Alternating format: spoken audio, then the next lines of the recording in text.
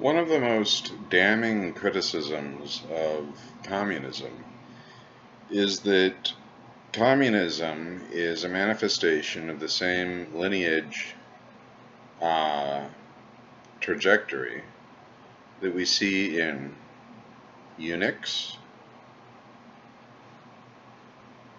fungal genetics, mathematics, and the architecture of electronic synthesizers. These were sold in the 1980s. I don't know what technological hurdles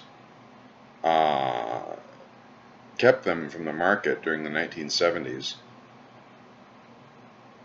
Who knows? I suspect, I don't know when VLSI, a very large-scale integration of transistors on integrated circuits, was developed. These are technologies used in personal computers, which were also first sold in the 1980s. And the personal computer is yet another manifestation of communism. Another manifestation of communism, Buddhism and Zen. So what we see in communism is an elevation of the most elementary genetic or iterative refinements of a concept. And in fact, communism, I think, can be studied as an artifact. However, the problem with communism is that it's just murderous insanity. So, synthesizers, personal computers, the technology industry, the eunuchs, you can make arguments about whether or not any of these are a good idea within the context of an existing society. Communism is the rejection of society. It is the imposition of murder on a subjugated population. Communism is murder. The communists are murderers. They have no feelings, they have no soul, their lives are meaningless. And the execution of communists should be set up like dominoes. We should be pointing the finger at the Chinese Communist Party and telling them that they are set up like dominoes and they have to do precisely what we tell them to do, or we will push them over, starting with the chairman of the Chinese Communist Party, Xi Jinping, Pooh Bear. We push him over, and the potential energy, you see, communism is religion minus religion. It is the religious trick dressed up as a non-religion. Okay? This is Egypt and Judaism trying to get the same kind of action they got out of religion, but getting it out of something that is more high octane.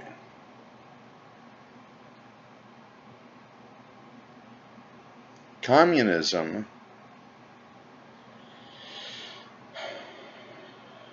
is yet another chance to get people to behave in a certain way, to get them to believe certain things, to get them to act in a certain way. It's this behavioral system, but it's totally murderous.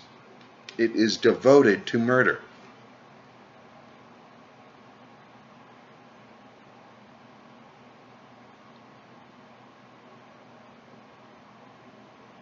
There is no prohibition on murder in communism. All of the protections that humanity has built against decay and collapse in society are absent in communism.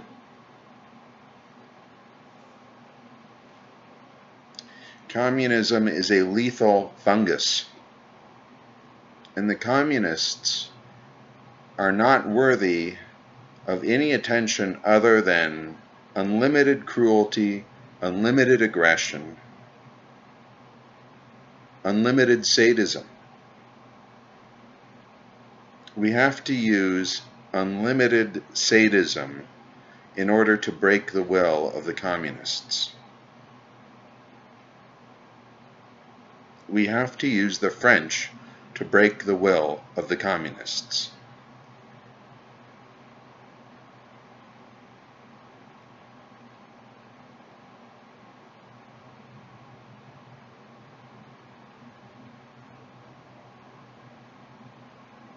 The communists must be beaten, broken, abused, mutilated, tortured,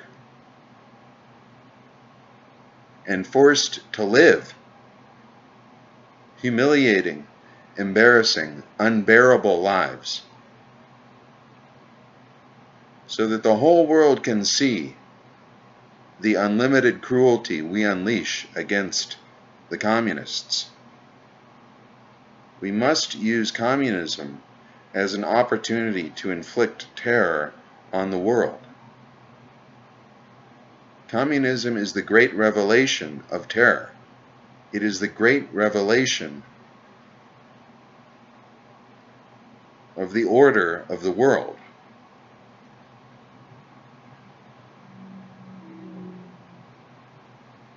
Communists must be forced into a mental vice, and we must crank that vice again and again, increasing the pressure until the communists crack under the pressure. We want the communists to crack. We want them to be mentally unstable. We want them to be totally unable to experience the finer things in life. And I think Mencius is the appropriate vessel or vector for this concept. Mencius, in the first few pages, explains the concept of being unable to enjoy things that you should enjoy, the finer things in life, if certain conditions are not met.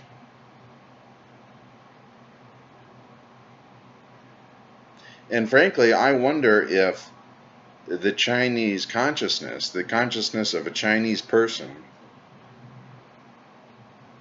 has not inherited that fundamental angst, that fundamental fear and paranoia that destroys happiness and destroys contentment. Because there is no succor in communism. There is no solve. There is no comfort. There is only killing.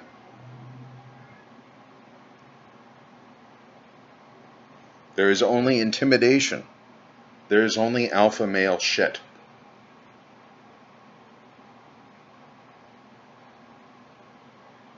And stupidity, and arrogance, and loss. What you find in the communist mind is a commitment to hatred so profound that it is an obstruction, an impediment to victory. And so the only outcome for a communist society is defeat or collapse. We saw a collapse in the case of the USSR, and Putin is just another murderous thug, but at least he isn't a jerk about it. Xi Jinping is a jerk and a murderous thug, and he thinks he's better than anyone else, and this cannot stand.